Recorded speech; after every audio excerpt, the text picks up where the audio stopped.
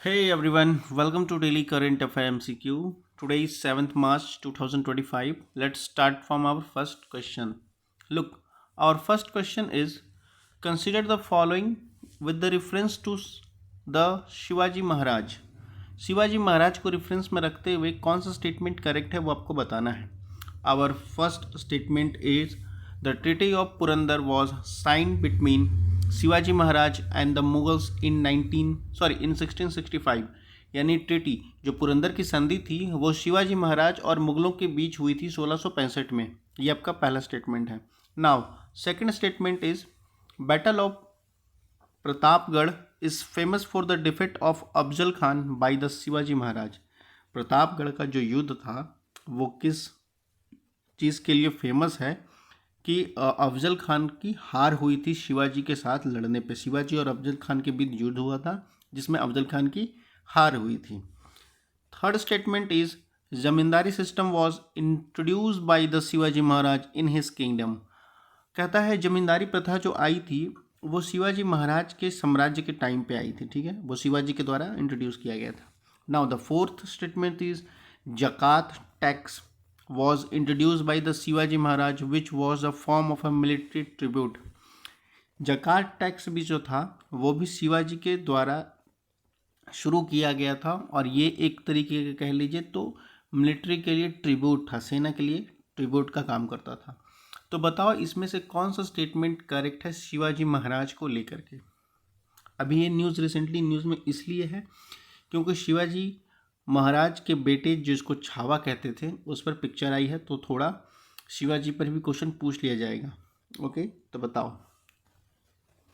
So the correct statement is statement first is correct, statement second is correct. Okay, third and fourth is wrong. ठीक है, third और fourth आपका गलत है. ठीक है, गलत कैसे हो जाएगा? देखो, बात करता है जमींदारी सिस्टम को. ठीक है, जमींदारी सिस्टम को शिवाजी महाराज ने नहीं लाया था. ठीक है, जमींदारी सिस्टम को मुगल और ब्रिटिशर के पास क्रेडिट जाता है.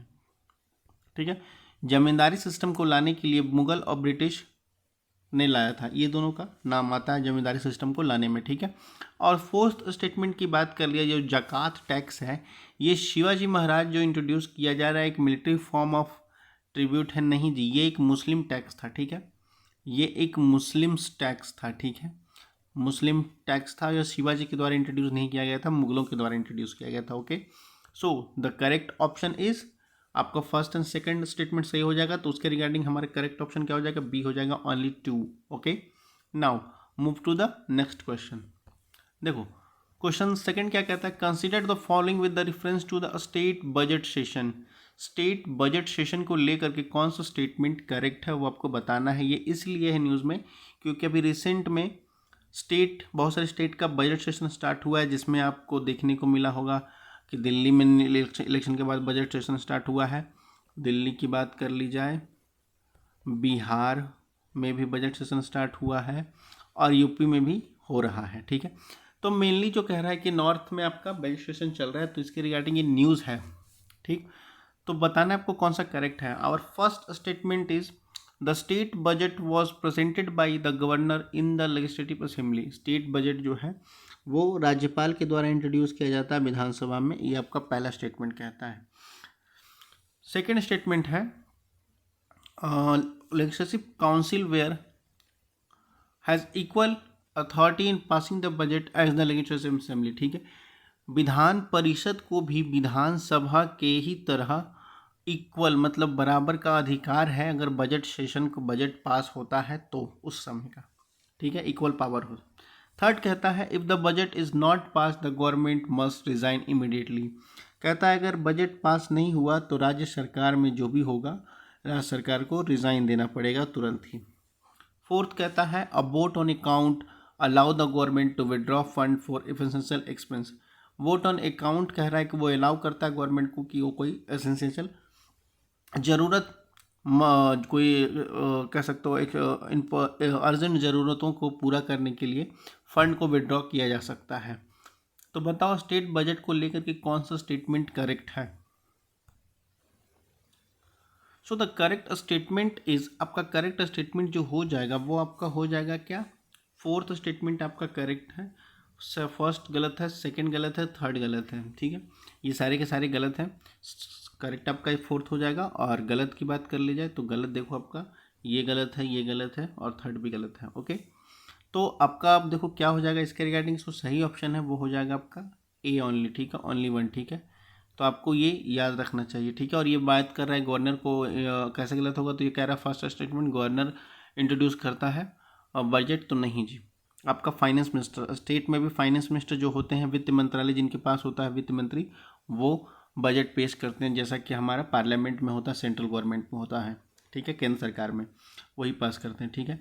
और इक्वल कह रहा है कि इक्वल अथॉरिटी मिलती है विधानमंडल को भी, विधान परिषद जिसको कहते हैं विधान परिषद को भी, तो नहीं, ये इक्वल नहीं मिलता है। सेम आपका जैसा राज्यसभा को मिलता है सेंटर में, ठीक है, 14 डेज को आपको कुछ फेरबदल करना, जो भी आपको कुछ क्या कर सकते हो, आपको राज्यसभा को कुछ बताना है तो बता सकता है वैसा, ठीक है।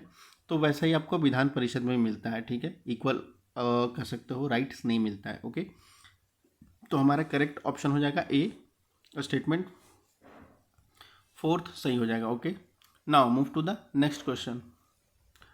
देखो क्वेश्चन थर्ड का हमारा कहता है कि एक सेकेंड, हाँ, क्वेश्चन थर्ड हमारा कहता है which of the following statement are incorrect in the respect of production linked incentive, ठीक है, जिसको PLI जो स्कीम आई थी अभी रिसेंट में, ठीक है, तो उसके बारे में पूछता है, इसमें कौन सा इनकरेक्ट है, ठीक है, आप ध्यान से देखना, यहाँ इनकरेक्ट पूछ रहा है, ठीक है। तो हमारा फर्स्ट स्टेटमेंट कहता है it is a primarily focus on the service sector rather than the manufacturing, ठीक है, ये सर्विस सेक्टर पे प्राइमरली इसका मुख्य फोकस जो है सर्विस सेक्टर पे है, ना कि मैन्युफैक्चरिंग सेक्टर पे, ठीक है। सेकंड कहता है the incentives are linked in the incremental sales of domestic manufacture good, ठीक है, जो इंसेंटिव है ये लिंक करता है आपको जो भी डोमेस्टिक मैन्युफैक्चर गुड्स होते हैं उसको लिंक करता है, ठीक है, उसके द्वारा उसको जोड़ लिंक करता है आपको इंक्रीमेंटल सेल को लेकर के, ठीक है। नाउ थर्ड स्टेटमेंट कहता है all PLI incentive are given as the interest free loan to a company, ठीक है, जितने भी PLI इंसेंटिव हैं उनको इंटरेस्ट फ्री लोन दिया जाएगा कंपनी को, ठीक है, जो भी उसका लाभ उठाएंगे। तो बताओ इसमें से कौन सा इनकरेक्ट है वो आपको बताना है, ठीक है, इनकरेक्ट बताओ। सो हमारा कौन सा हो जाएगा स्टेटमेंट सही है, तो हमारा स्टेटमेंट सेकंड सिर्फ सही है। ओके, और आपका स्टेटमेंट फर्स्ट गलत है, थर्ड गलत है, तो आपका उसके रिगार्डिंग ऑप्शन क्या हो जाएगा, सी हो जाएगा, ठीक है, 1 और 3 ओनली, जो आपको इनकरेक्ट ढूंढना था। ओके, तो इसका स्टेटमेंट ऑप्शन सही आपका क्या हो जाएगा, आपका सही ऑप्शन हो जाएगा C 1 और 3 only. Okay, now that's all for the today session. अगर कोई क्वेश्चन या कोई क्वेरी हो तो आप लोग कमेंट सेक्शन में पूछ सकते हैं। तब तक पढ़ते लिखते रहिए। Thank you.